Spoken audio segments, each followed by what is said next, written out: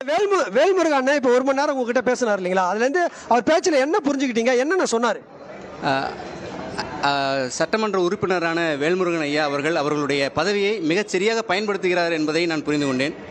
இன்னும் குறிப்பாக நாதியற்றவர்கள் நாடற்றவர்களாக இருப்பவர்களுக்கான அவருடைய குரல் ஓங்கிக் கொண்டு ஒலித்து கொண்டே தான் இருக்கிறது. இனப்படுகொலை எங்கு நடந்தாலும் அதை நாம் தட்டி கேட்பது நம்முடைய கடமை என்பதை மீண்டும் மீண்டும் நமக்கு அறிவுறுத்தியும் வலியுறுத்தியும் கொண்டிருக்கிறார் என்பது இதில் தெரிகிறது. நன்றி. ஆனால் இப்போ வேல்முருகன் 1 மணி நேரம் கிட்ட பேசினார், இதை நீங்கள் கேட்டீங்க, என்ன புரிஞ்சுக்கிட்டீங்க, அவர் என்ன சொன்னார்? இப்போது சத்தீஸ்கரில் பஸ் ஸ்டாண்ட் பகுதியில் பழங்குடியின மக்கள் தாக்கப்பட்டுட்டு வராங்க, இந்திய இராணுவத்தால் தாக்கப்பட்டுட்டு வராங்க, காவல்துறையால் சித்திரவதைப்பட்டுட்டு வராங்க. இந்த மாதிரியான தாக்குதல்களை கண்டித்து அங்கே இருக்க பழங்குடியின மக்கள் ஆதரவாக மாவோயிஸ்ட் தோழர்கள் போராடுறாங்க. அந்த மாவோயிஸ்ட் தோழர்களையும் பழங்குடியின மக்களையும் இந்த மாதிரி அரச பயங்கரவாதம் செலுத்தி ஆளுமை செலுத்துது, அவங்கள வன்கொடுமை செய்யுது, இதை வன்மையாக கண்டிக்கிறோம். தமிழகத்தில் இருந்து நாங்கள் கண்டிப்பாக குரல் கொடுப்போன்னு தோழர் வேல்முருகன் பேசுகிறாங்க. ஆனால் இப்போ வேல்முருகன் இப்போ பேசினார் இல்லைங்களா, அதுலேருந்து நீங்கள் என்னென்ன புரிஞ்சுக்கிட்டீங்க?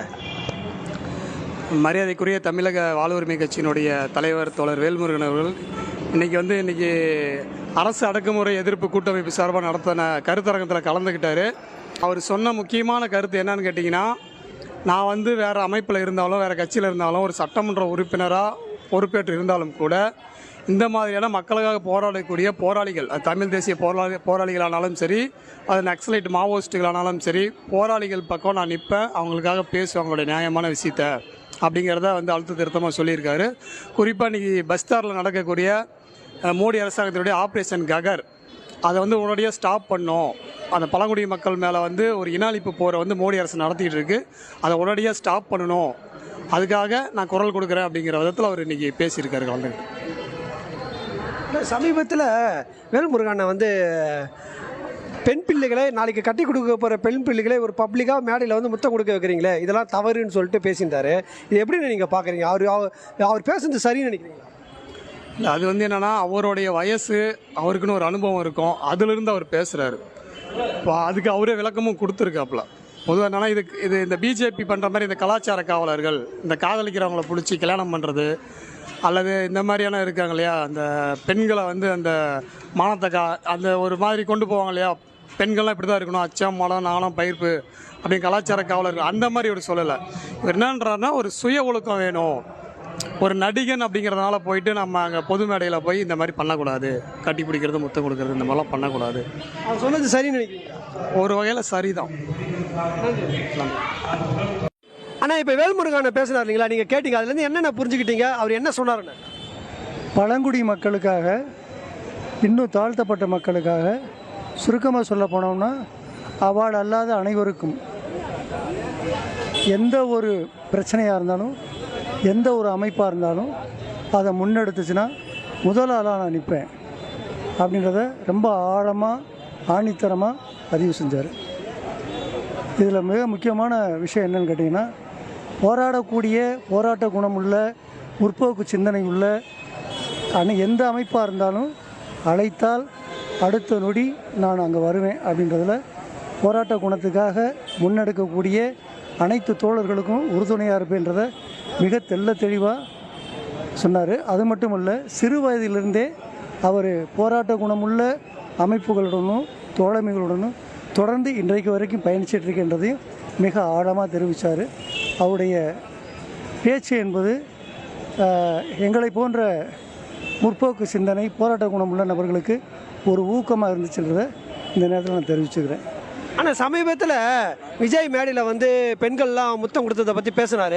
இதை போல் நாளைக்கு கட்டி கொடுக்குற போகிற பெண்களை இப்படி பொதுவெளியில் முத்தம் கொடுக்கறது, கட்டி அணைக்கிறது அப்படிலாம் இருக்கீங்களே, இதெல்லாம் தவறு இல்லையா, இதெல்லாம் செய்யலாமா, பெற்றோர்கள் இதெல்லாம் ஊக்குவிக்கலாமா அப்படின்னு சொல்லிட்டு பேசியிருந்தார். இது எப்படின்னா பார்க்குறீங்க? வேல்முருகன் இது தவறுன்னு சொல்லி பேசியிருந்தார், இது எப்படி பார்க்குறீங்க? இல்லை, அவர் சொன்னது அனைத்து நபர்களையும் சொல்லலை. அவர் சொன்ன விஷயமே குறிப்பிட்ட எண்ணிக்கையில் உள்ள நபர்களை சொன்னார் ஒழிய அவர் ஒட்டுமொத்த பெண்களையும் இழிவாக பேசினான்றது இந்த இடத்துல தவறுதலாக புரிஞ்சிருக்கின்றது என்னுடைய கருத்து. வேல்முருகன் பேசினார், 1 மணி நேரம் பேசினார், அதை கேட்டீங்க, அது என்னக்கா புரிஞ்சுக்கிட்டாங்க, என்னக்கா சொன்னீங்க, என்னக்கா பேசியிருந்தார் வேல்முருகன்? ஜாதி மதம் அப்பாற்பட்டது நம்ம மக்கள் இனம். அந்த மக்கள் இனத்தை அழிக்கக்கூடியது இப்போ இருக்கிற அரசாங்கம் பண்ணிட்டு இருக்காங்க. அது இருக்கக்கூடாது. இப்போ இவங்க பண்ணுறதுனா இவங்கள தான் தீவிரவாதியாக நம்ம சொல்லணும். எங்களை மக்கள் அழிக்கிறவங்க அவங்க தான் தீவிரவாதி. நம் மக்கள் இல்லை, மக்கள் சேவைக்காக தான் பண்ணணும். ஆனால் அவங்க பண்ணுறதுலாம் அநியாயமாக இருக்குது. ஒவ்வொரு மக்களையும் கொலை பண்ணுறாங்க. இது ரொம்ப கஷ்டமான விஷயம். நாங்கள் அப்போ இருந்த காலகட்டத்தில் நாங்கள் இதெல்லாம் எதிர்த்து போராடினோம். அப்புறம் அவங்க பேர் வளர்மதி அவங்க வந்து குண்டர் சட்டத்தில் நிறுத்துறாங்க. அப்படியும் மீறி அவங்க தொடர்ந்து போராடுறாங்க. அவங்களோட இணைஞ்சு நானும் போராடுவோம். இனிமேலும் போராடி நல்ல வெற்றியை கொடுக்கணும் அப்படின்னு சொன்னார். அம்மா, வேல்முருகன் இப்போ பேசுனதை கேட்டிருப்பீங்க. அவர் என்னம்மா சொன்னார், நீங்கள் என்னம்மா புரிஞ்சுக்கிட்டீங்க? அவர் அரசியல் சாசனத்தின்படி இன்றைக்கு ஆட்சி நடைபெறவில்லை என்பதை வலியுறுத்தினார். அதே நேரத்தில் இன்றைக்கு ஒடுக்கப்பட்ட மக்கள், விளிம்பு நிலையில் இருக்கக்கூடிய மக்களுடைய வாழ்வுரிமை என்பது தான் அடிப்படையான பிரச்சனை சத்தீஸ்கட்லேயும். அந்த அவர்களுடைய வாழ்வுரிமையை பறிக்கின்ற வகையில் கார்ப்பரேட்டுகளை கொண்டு வந்து அங்கே இறக்குவதை எதிர்க்கக்கூடிய மக்களை நீங்கள் ஏதாவது ஒரு காரணம் சொல்லி, நக்சலைட்னு சொல்லி ஏதோ ஒன்று சொல்லி நீங்கள் அவர்களை அடக்க முற்படுறீங்க, அவங்கள கொல்றீங்க. பெண்கள் மீதான வன்முறைகள் ரொம்ப அதிகமாக நடந்திருக்கிறது. இதை எந்த பெண்ணை செய்தாலும் நம்ம நிச்சயமாக அதை எதிர்க்கணும். அதை எதிர்க்கணுங்கிற அடிப்படையில் தான் நான் இந்த கூட்டத்துக்கும் வந்திருக்கேன் அப்படின்னு அவர் சொன்னார்.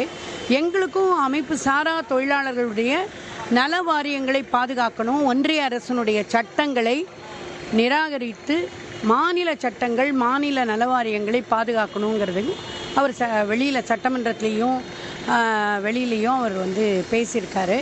எங்களுக்கு முழு ஆதரவு கொடுத்துருக்காரு. நன்றி. அம்மா, வேல்முருகன் இப்போ பேசினார் இல்லைங்களா, நீங்கள் கேட்டிருப்பீங்க. அது என்னம்மா புரிஞ்சுக்கிட்டீங்க? அவர் மக்களை பற்றி ரொம்ப உணர்வுபூர்வமாக நல்ல விஷயங்களை எடுத்து சொன்னார். அதே நேரத்தில் யாரும் செய்யக்கூடியதெல்லாம் அவர் பேசணும்னு ஆசைப்பட்டு மக்களுக்காக குரல் கொடுக்கறதுக்கு ரொம்ப மகிழ்ச்சியோடு அவர் கம்பீரமான ஒரு குரல் அவரது. யாரும் அவரை தடுக்கிறாங்க பேசக்கூடாது, அப்படி மீண்டும் அவருக்கு டைம் கேட்குறார். ரொம்ப கஷ்டப்படுறாரு. தொழிலாளருக்கு மக்களுக்காக குரல் கொடுக்க இடம் கொடுக்கலாம். அப்படியும் அவர் ஜம்ப் பண்ணி மக்களுக்கு நல்ல விஷயத்தை ரேஸ் பண்ணி பேசி ஒரு உற்சாகமாக பேசுறதுக்கு அவர் தொழிலாளர் பிரச்சனைக்கு எல்லா மக்களுடைய உணர்வுபூர்வமான வேல்முருகன் தான். ஆனால் வேலா நாங்கள் பார்க்குறோம். ஏன்னா யாரும் பேசக்கூடாது, ஒரு வேலை அம்பு விட்ட மாதிரி பேசுகிறாரு இல்லையா, அந்த ஒரு இது மகிழ்ச்சிக்கு ரொம்ப நன்றி. மக்களுக்காக ஒருத்தர் இருக்கிறார் குரல் கொடுக்க, அமைப்பு சாராக ஒருத்தர் இருக்கிறார் குரல் கொடுக்க.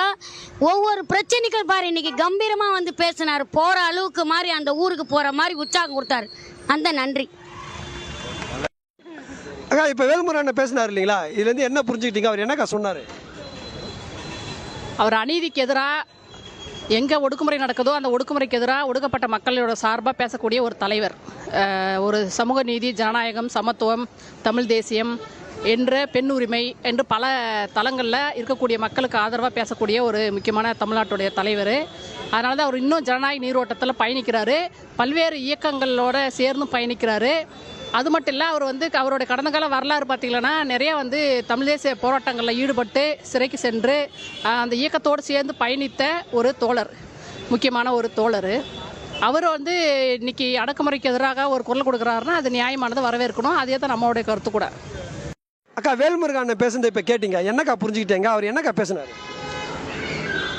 இல்லை, இந்த சமூகத்தில் உள்ள பிரச்சனைகள் எல்லாமே இன்றைக்கி தனித்தனியாக நம்ம போராடிட்டு இருக்கோம். ஆனால் கேள்வி கேட்டாலே அவங்க நக்சலைட்னு சொல்கிறாங்க. பொதுவாக நக்சலிசம்ன்றது இந்த சமூகத்துக்கும் மக்களுக்கு எதிரானது இல்லை.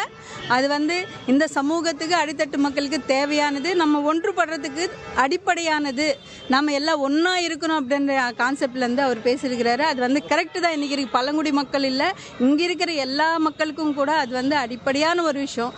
அந்த வியூலேருந்து அவரோட உணர்வுகள் அவர் வெளிப்படுத்தியிருக்கிறார். அவரும் வேல்முருகன் பேசுனதை நீங்கள் கேட்டீங்க, அது நீங்கள் அவர் பேசுனது என்ன புரிஞ்சுக்கிட்டீங்க?